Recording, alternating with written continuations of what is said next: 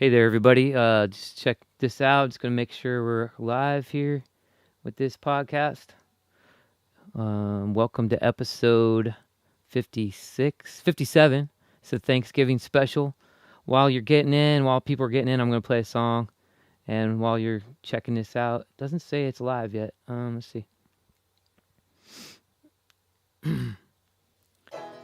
Just go ahead and like the video if you're seeing this.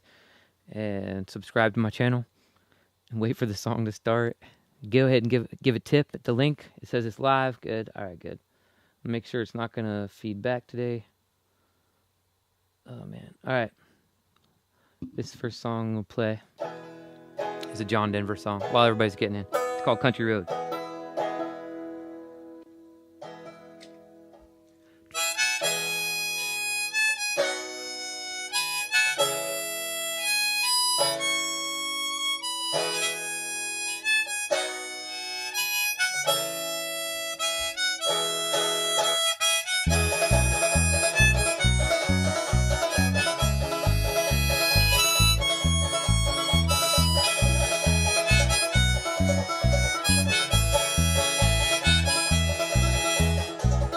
Almost heaven, West Virginia, Blue Ridge Mountains, the Shenandoah River.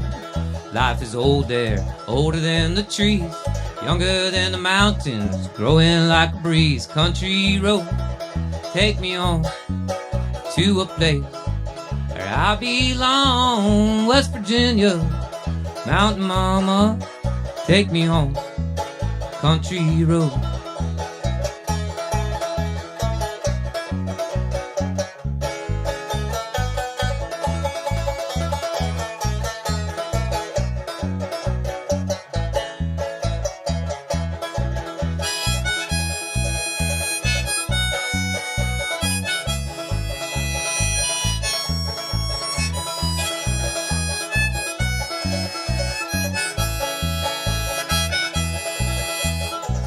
All my memories gather round her, miner's lady, strange to blue water. Dark and dusty, painted on the sky, misty taste of moonshine, a teardrop in my eye. Country road, take me on to a place where I belong. West Virginia, mountain mama, take me on. Country road.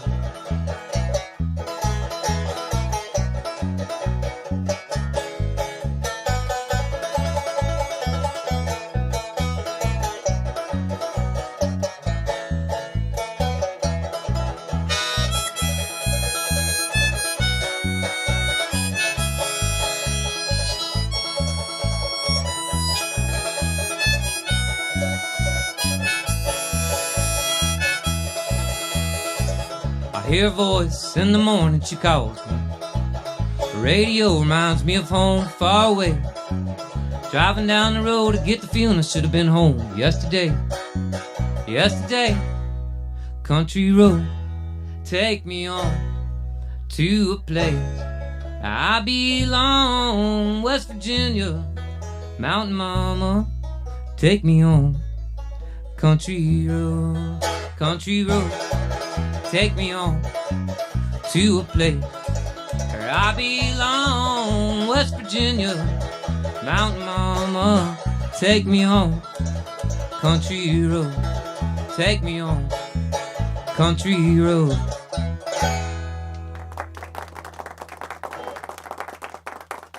All right, thank you very much. Appreciate that, everybody. Appreciate that. That of course is a John Denver song. I'm not crazy about John Denver, but I know a lot of people like him, so I play it for them. I think John Denver's okay, but sorry, that laugh track's a little loud. I think he's all right, but I play that song for other people's benefit. Really, I think other people like that song too. I hope the band just sounds okay. I turned it up a little bit, and right when I was doing the sound check for this, I noticed a buzz, so hopefully you couldn't hear that too bad. I skipped a bunch of notes on the solos there. I'm running this whole show by myself, people. So this is a one-man operation. So there's a lot to think about, but skipped a couple notes on the banjo solo. Otherwise, that went pretty well. Let's see who's tuning in so far today on the chat here. My dad's here. Hey, Dad. He says, hi, Martin. Hey, Dad. Good to hear from you.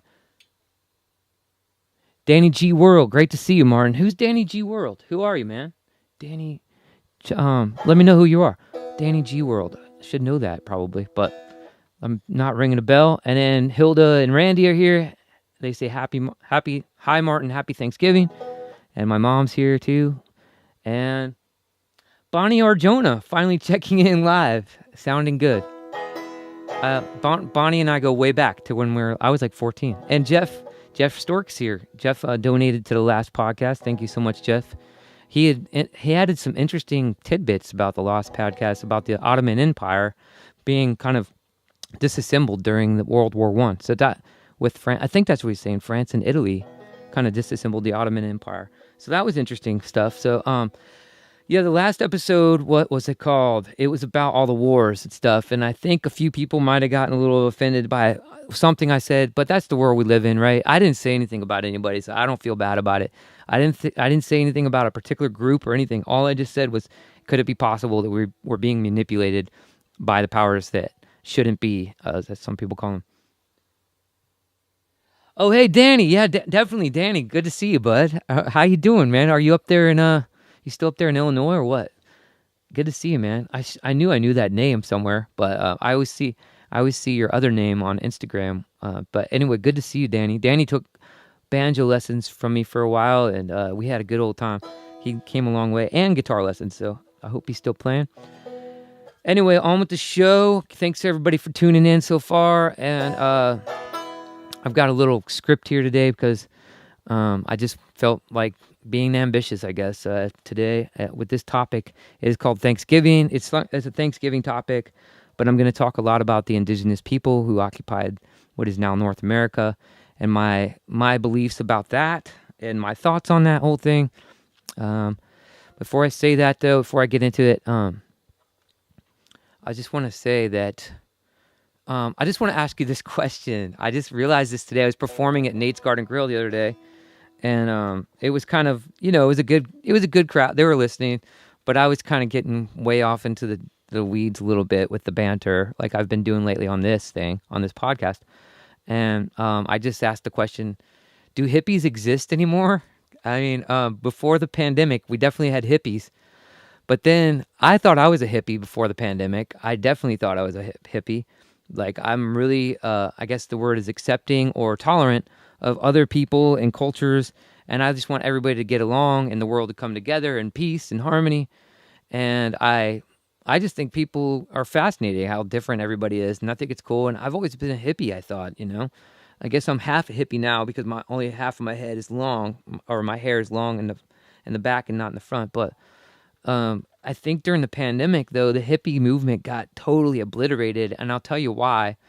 I think it's because, well, sort of like the Grateful Dead was sort of the last bastion of the hippie culture in a lot of ways. And the Grateful Dead even started asking for vax passports to get into their shows, which, in my opinion, hippies, what a hippie is it was a person who believed in peace and world peace and acceptance of other cultures besides your own, and just wanting everybody to get along. But it was also very anti-establishment.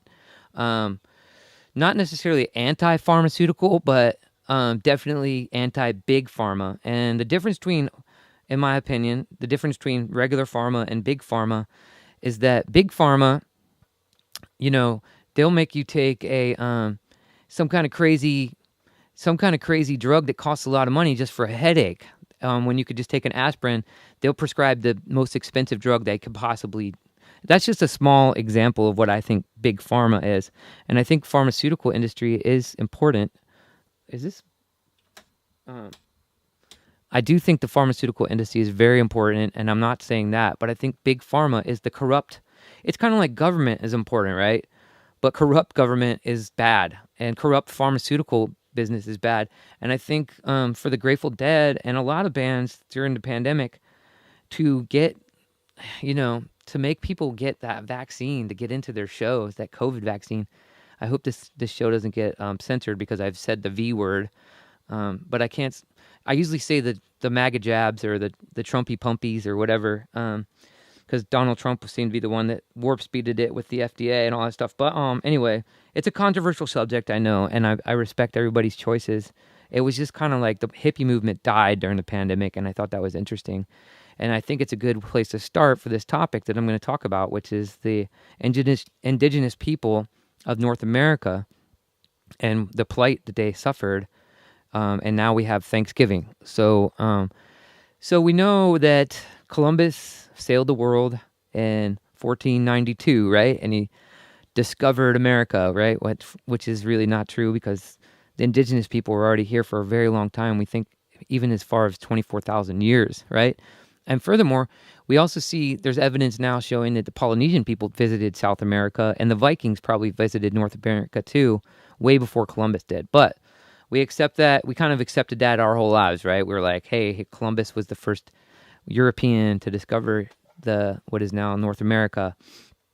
And what the story goes is that the settlers, the European settlers, which were probably not all white, of course, but most of them probably were, the European settlers were starving. They were like really not doing super well, I think. And so the Indians or the Native Americans or the indigenous people, I'm going to say the indigenous people just to be clear. I know everybody has their own preference for what they prefer to be called, and I'm just going to say indigenous people of North America, because I think, in my opinion, what an indigenous person is somebody who lives in harmony with the land. They haven't completely changed it, and they're trying to live in harmony with it, which most of the indigenous people of North America did before the Europeans came. And apparently Thanksgiving was when the Europeans and the Pilgrims, or some of the indigenous people, got together for a feast. And also what we hear is that the indigenous people probably helped them a lot to learn how to grow corn. They had certain techniques for fertilizing and stuff like that. So we know that probably the indigenous people probably did help the Europeans quite a bit when they first came over. I'm not sure if anybody's really agreed on that or not, but I think that's what most people agree on. And then eventually, of course, the Europeans completely took over. And one of the things that I like to talk about with this story is that I used to really, really suffer like a guilt from that. I used to think, well, why are we here? Why, if we stole this land from the Indians or the indigenous people to form a democracy, isn't that kind of like a oxymoron or a conundrum? That doesn't make any sense. Why would we form a democracy on a land that was stolen? But then you look into it further, and I, as a kid growing up, my dad was always telling me my great-grandmother, his grandmother, was full-blooded Cherokee Indian, and we were always very proud of that fact. My dad, you can really tell his skin is pretty dark, especially in the summer, and then I don't know, I've got some features of American and Indian or indigenous people. I think my nose, it's also been broken many times, but it's also kind of indigenous looking sometimes. Anyway, I don't want to get too crazy about that whole thing, but we were always very proud of our indigenous heritage. My great-grandmother would have been full-blooded Cherokee Indian from probably what is now North Carolina. And correct me if I'm wrong, if any of my family's living out or listening out there right now, but I think my uncle told me in the last few years that there's some evidence to show that she was a mail-order bride, right? She was like what's equivalent to a mail-order bride now. She would have been a full-blooded Cherokee Indian that my great-grandfather who would have ordered her, which was a common thing at the time. And but they were very happily married. Apparently, he was a huge, tall guy. I think his name was Levi, if I'm not mistaken. And she was a real small lady. And apparently, they got along like two peas in a pod, and they loved each other to death. And nobody messed with her because he was such a big dude. He would like protect her, and they had a really happy life, is what I heard. And so, I guess the point of the story is that the way of the world back, 300-400 years ago, 1492, that's a long time ago, right? That's what, 600 years ago almost? Almost 500 or 600 years. A lot can happen. If you think of what's happened in the last 100 years, from 1920 to 2020, we've overcome a lot of like different odd, weird, cringy kind of traits that we used to have, and we've overcome those and we've gotten rid of them now. Or it was just a way of life back then. And as you look more into it with the indigenous peoples in North America, you find that actually they were warring with each other quite a bit. They would war over land and resources, just like every other culture probably did throughout history, right? And also, it was common for some of the tribes to take slaves even. They would capture some of these people and make them into slaves. I think usually they would kill all the men from the opposing tribes, and they would keep some of the younger kids and some of the women, I think. But you look at it and it's like it was a savage reality that was going on even at that time. And we kind of want to like whitewash it and make it look like all the Europeans were just a bunch of savages who just wanted to, impose themselves, which they did. But that was actually what people did back then. If the indigenous cultures were doing it to each other, the indigenous tribes were doing it to each other, it shows you that that was what the world was, and it still is. Let's not like fake ourselves. China and other countries right now are trying to infiltrate us, and that's the point of the story. And I've told this before on this podcast. Is I think the moral of this story is that what happened was, and I think it's a terrible thing what happened to the indigenous people of North America. I think it's a horrible, terrible thing. I don't think it stands what the United States stands for, or what it's meant to stand for. And I think it was a bunch of rogue government that basically annihilated most of those indigenous people in the West. And it was a terrible, terrible tragedy. And I'm not going to ever say it wasn't. It's a terrible thing that happened. Where was I at though? So I think the point though, the moral to the story is that I really wish the indigenous people could have actually staved off the Europeans and banded together and been like, no, we're going to band together instead of fighting with each other. Let's band together and stave off the Europeans. But I think it's a far-fetched notion because I think disease was a big part of it. I think the indigenous people of North America weren't exposed to a lot of the smallpox and the cowpox and all the diseases that the Europeans had developed immunity to. So I think that was a big part of why the indigenous people could not stave off the Europeans. Nonetheless, it is a good thought to think about what's happening now. All of us are bickering with each other, and I'm talking about all of us, regular people, the 99% of people who don't have all the wealth. And I'm not saying rich. I'm saying rich people like we're talking Elon Musk, Bill Gates. That's the 1%. I'm not talking about people who just live in La Jolla and have a fancy house. I'm talking about the super, super rich, wealthy people that we will never even know. They're constantly manipulating things all over the world. And it would be nice if we could band together, all of us small people or whatever you want to call us, regular people, if we could band together against this common enemy. Just like I wish the indigenous people could have banded together against the European invasion. But for whatever reason, they didn't. And unfortunately, I think we're doomed to repeat what happened to the indigenous people.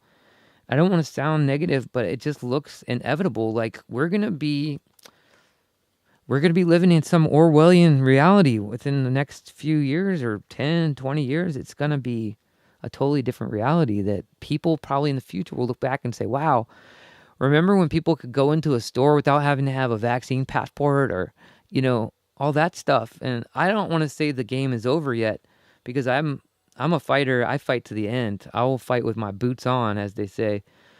I will die with my boots on, as they say. But it just looks like we are just constantly bickering with each other over it's just an endless barrage of issues that come at us all the time these days, since the pandemic especially, that just keep driving us further and further apart. And I think we should learn from what happened back from a long time ago and try to band together as much as possible. And that's pretty much what I wanted to say about that. And I would like to think that Thanksgiving is sort of still a nod to the indigenous people of North America and to say thank you for, helping us out, helping the first few people out, and maybe, just keep working on it. Hopefully hopefully the relationships with the indigenous people has gotten better. I don't know if it has or not. I'm not an indigenous person, well, not full-blooded, and it probably hasn't, But at the same time, if you would go back, to 1492 and ask an indigenous person in what now is Oklahoma what their quality of life was like then or now, they probably would have said it was rough then too. Like, it was probably pretty crazy, especially I think the Comanches were especially brutal and savage with their approach to enemies. And I think some of the and when I was in New Mexico, there were still, even between the Pueblos and the Navajos, they're still like kind of feuding. I mean, as far as I know, they call them the Raiders. I think that's what the Pueblos call the Navajos, the Raiders. And again, I hope I'm not stepping on any toes here talking about this stuff as mostly a white person. But this is the way I see it, and I think we should be allowed to discuss these things, and we should discuss these things and try to find common ground, have these hard conversations with people we know don't agree with us, and try to find the common ground. That's the only way forward, people. I think it's the only way we can do this. And this is why I'm doing this. This is why I'm putting myself out there and being like, look, let's just talk about the elephants in the room. Or in the case of abortions, let's talk about the babies in the womb, or whatever. So that's kind of that's where I'm at with this whole thing, and I feel very strongly about this. I've always been the person who talks about the elephants in the room. Eventually, I don't know why, just kind of am, and maybe it runs in my family. I have a few other people in the family that feel the same way, and just got to talk about things, people, because talking is far less violent if you do it right. Talking is far less violent than what the alternative is, which is war, and it just looks more and more like every day the world is going into World War III, which is what the puppet masters want. They want us to fight World War III so we fight amongst each other again. The puppet masters are just sitting back watching the show, while the rest of us fight over the same $5 bill, as the saying goes. So anyway, I'm going to play a song now called The White Man Stole This Land. This is a non-alcoholic Lagunitas beer that I've got today. This show is sponsored by Lagunitas.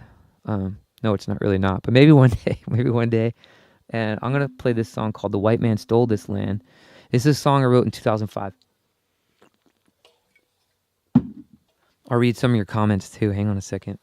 Thanks for commenting, everybody, and chatting. I hope I haven't lost everybody yet with all that ramble. Yeah, I wrote this song in 2004, 2005-ish, because I was living in Albuquerque, New Mexico at the time. And there was a lot of indigenous people that lived there. I think mostly Pueblo and Navajo, but I'm sure all kinds of tribes were converging there. We had there was a big gathering every year. I think it was called something, Gathering of the Nations was in Albuquerque, I think, every year. And it was a big deal. It was Indian or, indigenous people from all over North America came together. It was cool. I'm always been into the indigenous people, and I love indigenous people all over the world that can manage to live in harmony with their surroundings and nature. I think that's amazing. And I've always been kind of mad because why can't we don't even have the option to live like that. When you're born into this world, if you want to just go live off the land, good luck, man. I guess people do it. Maybe I shouldn't even say that. It just seems like a far-fetched idea. But this song's called "The White Man Stole This Land" because that's what we kind of believe is the white man did steal this land. But when you dig into it further, all the land has been stolen for eons. Since people have been on land, they've always wanted to get more land for their own tribes, and that's what they do. That's what people do. And I believe in the United States of America, it was a stance to be like, hey, let's for once and for all, everybody from all walks of life all over the world, let's all get along and coexist. And I know the United States of America has been very imperfect, and there's been a lot of corrupt actions that have happened on behalf of our corrupt governments, and it's a terrible thing. I'm not going to deny that, but I still believe that we still have a chance to create this, this Shangri-La or this place where we can all coexist no matter what our lifestyles are, what our race or color or creed, religion, background, how much money we have. And I think the United States is probably the closest thing. It's definitely the most diverse country in the world, as far as I know, and I hope that's true. I think it is, and that's a big deal. If we have so much diversity, and I think that's a great thing. I think we should all be proud of that. It's not easy, but it's a beautiful thing. As the Baha'i writings say, all the peoples of the world are like all the instruments in the orchestra. They're all different, but they all contribute to one amazing sound, and I think that's true. Let me read some of these comments here. My mom said hello. Danny said hi. Bonnie said hi. It's so good to hear from Bonnie. Jeffrey Stork said hi. And then let's see who else is on here. I can't read it for some reason. Oh, it's Jeffrey said France and England divided up the Ottoman Empire. That's true. Okay, that's what he's talking about. Okay, and all right, so this song's called "The White Man Stole This Land." It's kind of a very provocative title, but back in 2015, that was not, or back in 2005, 2004, it wasn't as provocative. You have to remember we were fighting a war against Iraq at that time, so you have to back up and like get perspective already, and that's been what, 20, not even 20 years ago. We've already, with a song title like "The White Man Stole This Land," people are already cringing. That's why I wrote it that way. That's why I made it the title that way. But you might lose your audience completely nowadays. So here goes. This song's called "The White Man Stole This Land." Like I said 12 times now.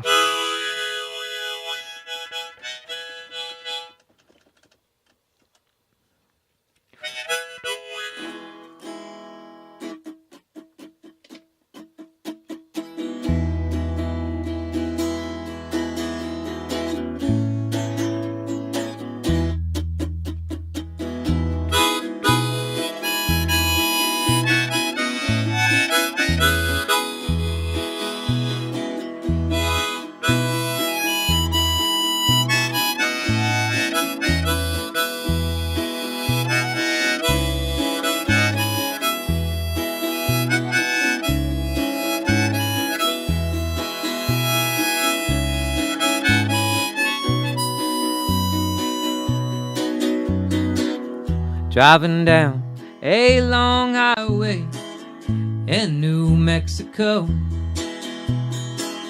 Reservations all around me. How is it so? The white man stole this land from the Indian to form a democracy. Though my driver's arms are burning, I have a farmer's tan.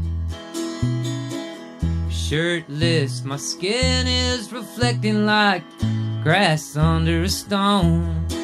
These motorhomes are giant, they're like a ship on this road. Drivers are old and retired.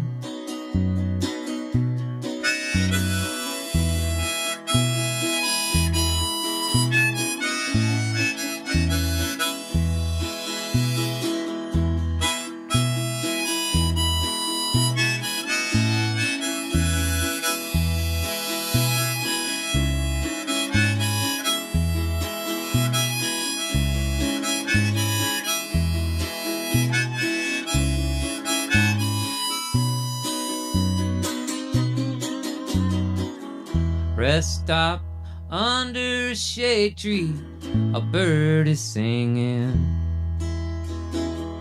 Though I wish that I could fly, he's dreaming that his arms were not tied behind his back in the form of wings. He wants to walk for the rest of his days.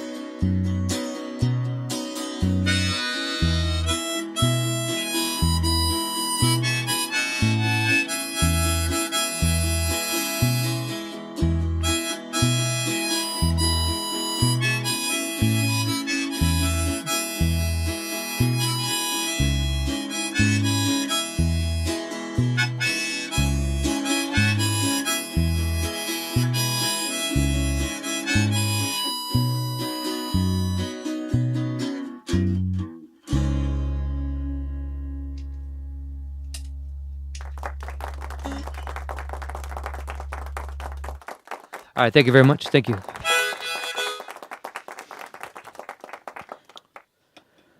All right, so yeah, I had some thoughts during that, but I forgot them all now.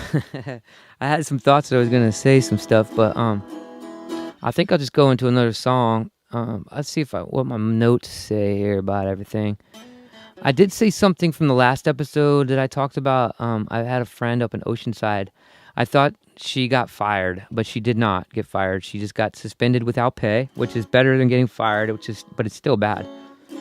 And the situation was it's a very controversial situation, as everything these days, but the situation probably would have never made the news if my friend, I don't even want to bring it up anymore. But anyway, basically she didn't get fired. So if you watched the last episode, I'm correcting the information. I just found out she did not get fired. She just she got suspended indefinitely or without pay or something. So thank God she didn't get fired. So she's still there. And I'm going to go into a song now. It's called Weightless again. It's a song by the Handsome Family, one of my all-time favorite bands. And I actually, I kind of know them personally from Albuquerque. We've been friends for about 20 years, actually, friendly for 20 years. We're not super close, but I've opened some shows for them, and just definitely hung out with them and stuff when I lived in Albuquerque quite a bit. It's a husband and wife duo, and he writes most of the music and she writes most of the lyrics. And the song I'm going to play, Weightless again, is the first song that made me fall in love with their music. It was I've told this story before, but it was on a compilation, a Bloodshot Records compilation, I think from 2001, maybe 2000. Bloodshot Records, if you don't know, it was like I don't know if they're still around, but they were alternative country, alt country, we called it at the time. Alt country was like, it was getting back to the roots of country. It was a really cool movement. Wilco is probably the best known artist from the alt country scene. And the Handsome Family was actually personal friends with Wilco, because the Handsome Family really got their musical career started up in Chicago, which is where Wilco is from or out of. And Chicago, that whole Chicago Midwest area, there was this whole alt country movement going on where it was really stripping back the music back to where it was like country music when it was cool, when country music was like really organic and kind of creepy. And actually, I think the Handsome Family considered themselves goth country because they're really dark. They have really dark songs. And this is one of the songs. And the reason I'm going to play this one today is because it mentions the Indians and the indigenous people of North America in this song quite a bit. It's part of the song. In fact, I would say this song was probably the inspiration for The White Man Stole This Land, because they talk a lot about what happened to the indigenous people in this song. Somebody chimed in. Bonnie says she has to run. Okay, thanks. Thanks for tuning in, Bonnie. And then, anyway, so I'm going to play this song. It's called Weightless. If somebody's still listening, hopefully out there. Woo. Oh, man. I just really, I'm a glutton for punishment, I guess. I just really put myself out there, but I think it's all going to pay off. I mean, it's weird, though, because, and I stood up so strongly against the mandates for those COVID vaccines. And somebody recently was pointing, well, I'm not going to mention that story. It's a totally different subject, but I just feel like people have forgotten how much those of us who stood up against the COVID vaccine mandates, they've kind of already forgotten about us, and that's not cool, man. That was hard work. That caused a lot of emotional pain for a lot of us. It was really hard.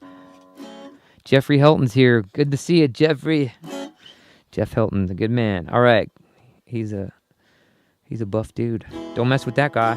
He's in the jiu-jitsu and all that stuff. So I don't play harmonica on this. So okay, this song's called Weightless. Hopefully I can remember all the lyrics.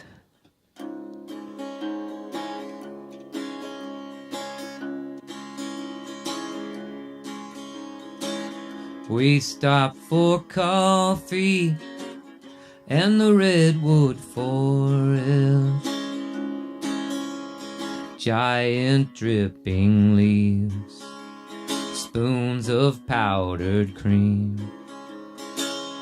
I wanted to kiss you, but I wasn't sure how. Like those Indians lost in the rainforest, forced to drag burning wood wherever they went. 'Cause most had forgotten how to start a fire. And this is why people OD on pills and jump from the Golden Gate Bridge.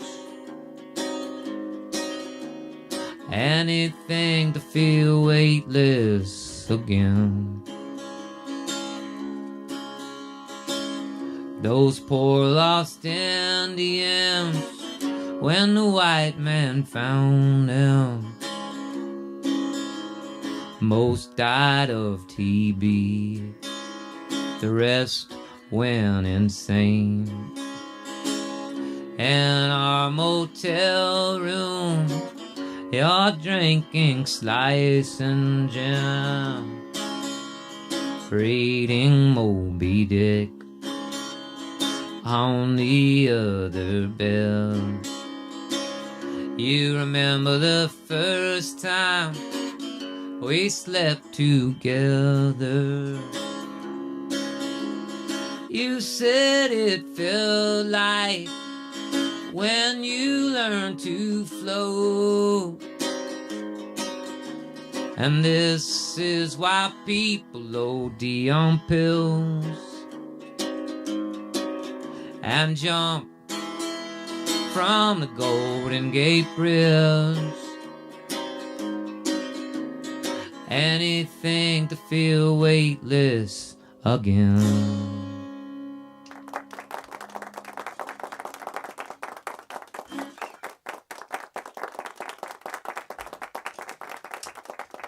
All right, yeah, that's right. I put the clap track on. It's insane. I know. I probably look like a madman to most of the people watching this. We're all insane though now. So congratulations, everybody. We're insane. It's official. Everybody's gone insane. We're all living in a psychiatric ward, which is why I played that song. When you strip a people of all their culture and everything they're used to, they go insane, and that's what happens in the song. The singer's singing about how the Indians were forced to carry burning wood everywhere they went because they had forgotten how to start a fire. And that's the basics of the indigenous culture, was probably fire. Everywhere they went, they had to have fire. And Rennie Sparks is one of the best lyricists in all of songwriting history. And of course, Brett Sparks is one of the best music writers. You know, he writes the beats, as they say in rap, and she writes the lyrics. And it's a great team. What a great team! And that's a beautiful song. That's how I fell in love with that band. It just so happened I didn't even know them at the time. I was living in Virginia at the time, and I heard this Bloodshot Records compilation. And then I moved back to Albuquerque after being gone for about 6 months or a year. And I came back, and the Handsome family had moved to Albuquerque at the same time from Chicago, and we were playing the same festival. And I was like, "What are you guys doing here?" And it was just one of those serendipitous times in life. And I don't know, like with so many famous people that I've rubbed elbows with over in my time, I guess I just haven't kept a great relationship. I don't know what it is about me and like really successful, famous people, but I never seem to keep touch with them, or maybe I step on their toes the wrong way or something. Even like places I book shows at, the booking agents end up like, I don't know, maybe I'm just like super sensitive or something, but it seems like the booking agents at a lot of these places, they don't like dealing with me after a while, or I don't know. Maybe it's just I have a case of bad. I just have a bad self-image, or I don't know what it is. But anyway, but they're great people, great songwriters, and that's their song called "Weightless." Again, I got to drink something because my mouth is dry. I'm gonna drink some non-alcoholic beer.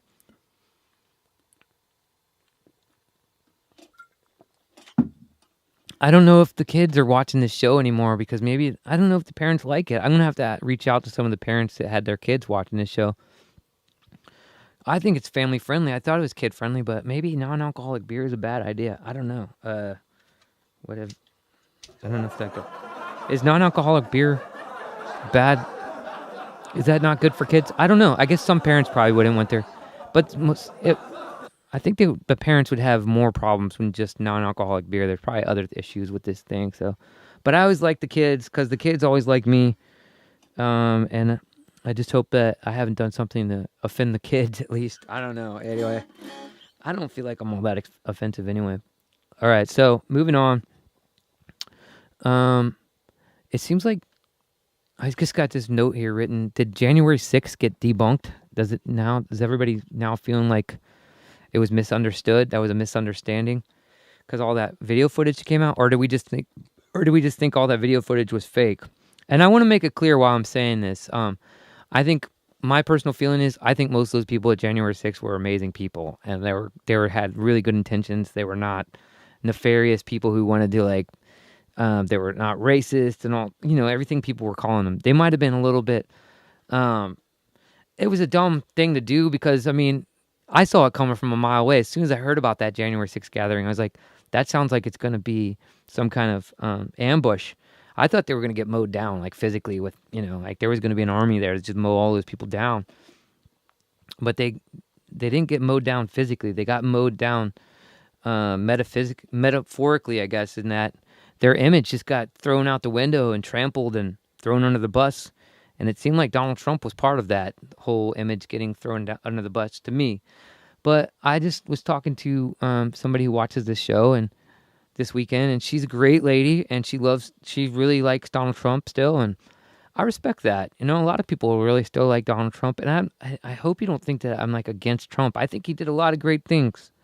While he was president, and he might have been the best president in my life. I'm even open to that idea, but I certainly understand why people don't like him as well. It was, very uncouth individual. They had a lot of reasons people not to like him, and so again, that's what I'm trying to do here. I'm trying to find common ground for all of us to come together and have a dialogue with this podcast. I really don't want to alienate anybody. I really don't.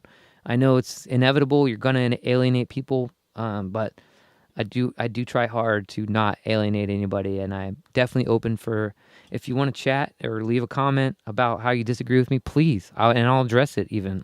I'll go over it. All right. I'm going to play another song because that's what I do. I play music. I'm not supposed to be rambling all the time, but that's what I do a lot these days. This song's called Lost Soul Search. What time is it? We got about 15, 20 minutes. I'm going to try to get through, wow, I have 3 more songs to get through. It's crazy. I'll just try to get through these last 3 songs real quick. And thanks for everybody for tuning in. If you're still out there, this song's called Lost Soul Search. It's a song I wrote about driving across this country, North America, or United States of America. And actually, if you look at all the songs that I've played today, they all have to do with geography. Country Roads is a lot about the land. The White Man Stole This Land, of course, is about the land. Weightless is a lot about the land, mostly up in the Redwood Forest and the indigenous people that used to live there. The Lost Soul Search is about that. I'm going to try to get to Amazing Grace. No, sorry, This Land Is Your Land. I know I did Amazing Grace last time, but I kind of want to end on it since tomorrow is Thanksgiving.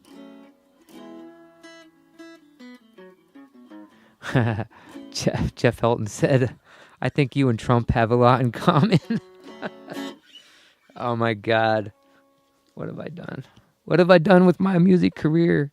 As I said last time, when I was sitting here during the pandemic and thinking, am I going to speak out? Am I going to get out there and just speak out? And I thought to myself, it took me a few months, really. The podcast was on hiatus for a few months. And I thought about it, and I thought, well, if I don't speak out and I end up working in an iPhone factory in China, I'm going to regret it. So this is the best I can do. This is what I'm doing to help the situation. I'm speaking out and trying to find common ground for all of us to try to meet in the middle. Try, really try. And When I talk about the COVID vaccine, I don't want to offend anybody who took it. I think that's your choice. I'm against the mandates, and I'm against big pharma, like making us take things that we don't want to take. Especially if there's better solutions out there that are cheaper for everybody. All right. Donald Trump never said that, Jeff. So I'm not like Donald Trump, man. Donald Trump never talked that diplomatic about the vaccines. I don't think. Well, he was against the mandates, so I'll give him that. What song am I doing next? I just said it, didn't I? Lost Soul Search. All right, yeah. Give me a second.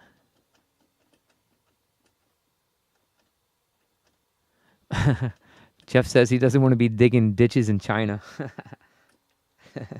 That's the thing, man. Xi Jinping just visited California the other day, and they cleaned up the streets. Did you see that? And they hit all the American flags. That's really suspicious. That's really, really messed up, man. I think that should scare everybody. But let's see. Here it is. Virginia, North Carolina, Tennessee. Hang on a second. Let me start this over.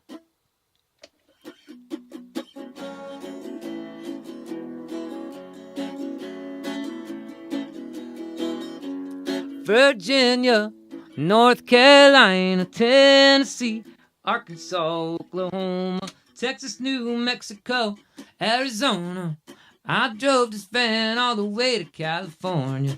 I drove my van all the way to California.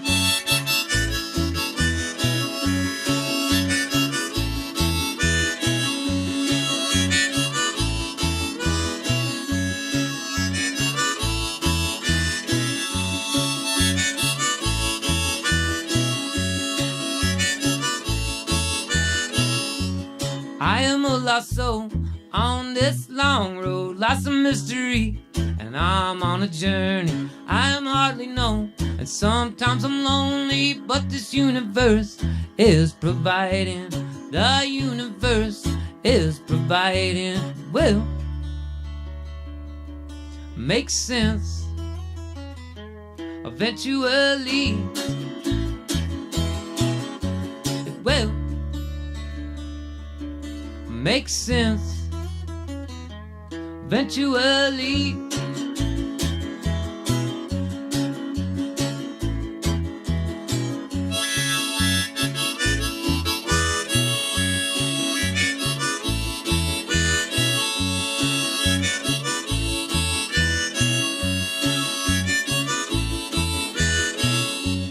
All this rambling and all this searching will lead me to a place of understanding, where peace I find. It will be all mine, but for now I gotta keep walking. But for now I just keep walking. Will make sense eventually. It will make sense eventually.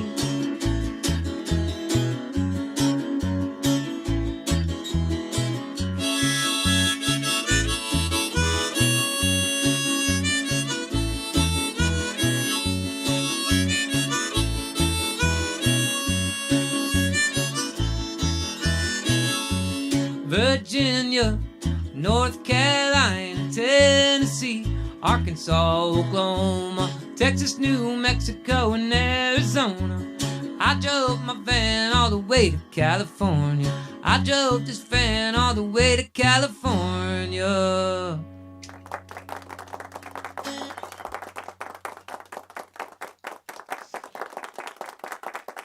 All right, thank you very much. Thank you. Appreciate that. All right.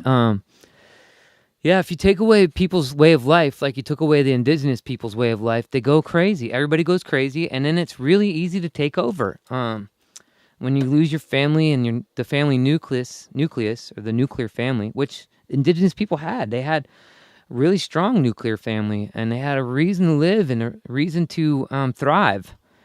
And when you keep taking that away from people, like it's happening now, like I had 2 episodes dedicated to this topic of the war of the sexes and how men and women are having so many problems getting along or even getting together now that apparently the birth rate has gone way down. And I don't know what reason is for that, if it's because people can't get along or what, but it can't help. And when the birth rate goes down, of course, then it's tough because then there's nobody to take care of the old people when they get old, which might be me. So maybe one day, hopefully not. God, I hope not.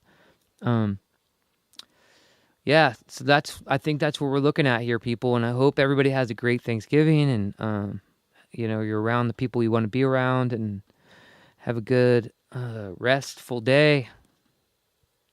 And just hope you think of the indigenous people and what they did, too, and what happened to them.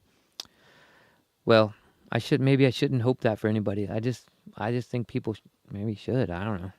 Anyway, I don't want to sound tyrannical or anything, or I'm not telling anybody what to do.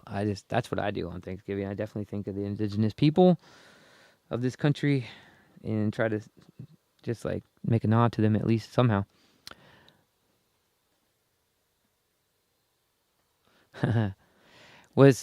So Jeffrey's chiming in. I think he's saying his stepson is writing him. That was messed up.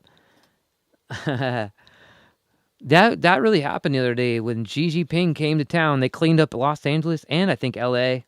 Los Angeles and San Francisco, and they were flying the Chinese flag. I mean, that looks like straight up takeover. That's a nightmare in my opinion. And then I guess Joe Biden, who I'm not a huge fan of. I definitely am not a fan of Joe Biden either. I'm not a fan of any of them, I don't think, at this point. But he was basically saying Xi Jinping is a dictator because that's what they do in China. They have dictatorships and communism. And I don't think Xi Jinping really like that. That's hilarious, man. It's like Joe Biden just said straight up, yeah, he's a dictator. Anyway, it's weird times. Weird times, people. Don't feel crazy. You're not crazy. The world's crazy, okay? The world is crazy right now, and try to keep it together. I know I try to keep it together. You try to keep it together. And I'll play one more song, I guess. I was going to play Corona Coaster Blues, but I don't feel like playing it. It's too, I don't know. I'm not going to play Corona Coaster Blues. It's an anti-vaxxer song, to be honest. And I don't feel like pulling it out today, I guess. It's because I don't have time. That's really why I did it. It's just I don't have time. I'm trying to keep this to an hour, and I'll play This Land Is Your Land. How's that? I'll play This Land Is Your Land. Instead of Amazing Grace, I won't play that one. I'll play This Land Is Your Land. Let's see. Do I need to announce anything else? I have some shows coming up in December, which is still November. They're like late December. Look at my website for all the shows coming up. This weekend, I'll be at a bunch of farmers market. All those are on my website as too, though. I always put my farmers market shows on my website, so you can check it up there. And thanks for supporting the show. Should I go check? I heard some emails coming in, so maybe I should check and see if there's any. Looks like Hilda left a donation. Thank you so much, Hilda and Randy, for donating. My parents donated, I think, was it yesterday or today? Thanks to my parents. And thanks to everybody donating out there. There is a Venmo sign right there. It's so hard to point at it. And then down below in the description, if you're watching the rerun, you can still donate, please. You can donate to this. I'm putting a lot of effort. I'm putting a lot on the line for this. And hey Jeff, guess what, man? It's Josh Lubbers' birthday today. It's his birthday. Josh Lubbers is a friend of ours from high school that we all went to school with, and Josh is a great guy too. I don't think he watches the podcast. He tuned in one time, but that's about it. He's kind of lost in the sauce at the moment. He's, we're all going through stuff right now, and Josh is going through something. So, but it's his birthday. Happy birthday, Josh! And this one's for you, I guess, and for everybody. This land is your land. And I'm singing this, of course, because it has to do with geography, but also, I think the United States of America is for everybody, including the indigenous people, especially the indigenous people. Let's work it out.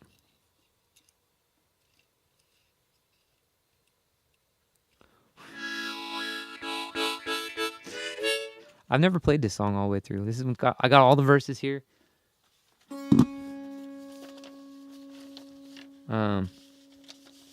This land is your land. It's a Woody Guthrie song, of course. And I think there's one. I think one of these verses was one of the missing verses for a long time. Or maybe not. There was a missing verse for a long time, and somebody uncovered it. I don't think it's on this one, though. It was something about communism. And as you know, maybe know, Woody Guthrie was from Oklahoma, and they're not super...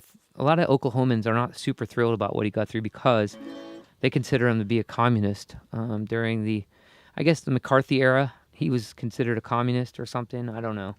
I don't really understand it, but like we said last episode, communism makes a lot of sense on paper, but it's just never been implemented well, and why bother trying again? I don't know. Let's just work on what we have. Let's fix what we have. That's what I feel. Let's fix it. Okay, this song's called This Land Is Your Land.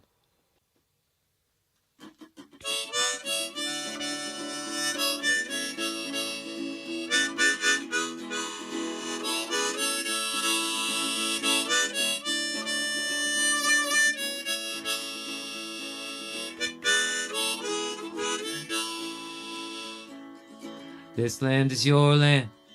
This land is my land. From California to the redwood forest, to the Gulf Stream water. This land was made for you and me. Sorry about that. As I went walking that ribbon of highway, I saw above me the endless skyway. I saw below me the golden valley. This land was made for you and me. This land is your land. This land is my land. From California to the New York Island. From the redwood forest to the Gulf Stream water. This land was made for you and me.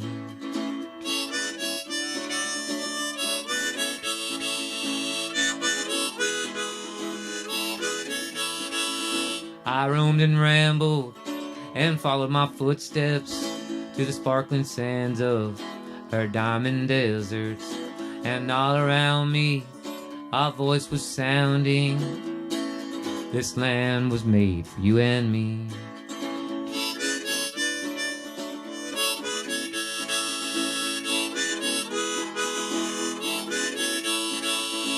There was a big high wall there that tried to stop me. A sign was painted saying private property, but on the backside didn't say nothing. This land was made for you and me. This land is your land. This land is my land. From California to the New York Island.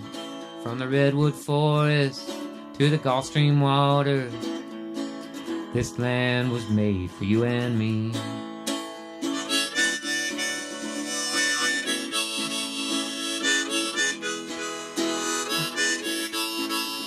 When the sun comes shining, then I was strolling, and the fields waving, and the dust clouds rolling. The voice was chanting as the fog was lifting. This land was made for you and me. This land is your land. This land is my land. From California to the New York Island. From the redwood forest to the Gulf Stream water. This land was made for you and me. This land was made for you and me.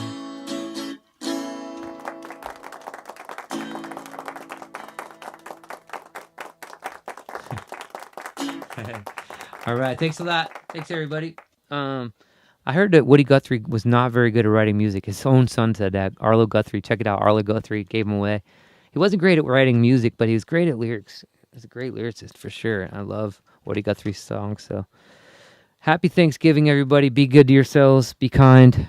Remember, we're living in a psych ward, so it's not. We have to take responsibility for ourselves, of course, and we have to be accountable. But don't beat yourself up if you're if you're not well adjusted to this sick society. All right. See you guys. Have a great one. Thanks for tuning in. Please like the video, subscribe, comment, all that junk.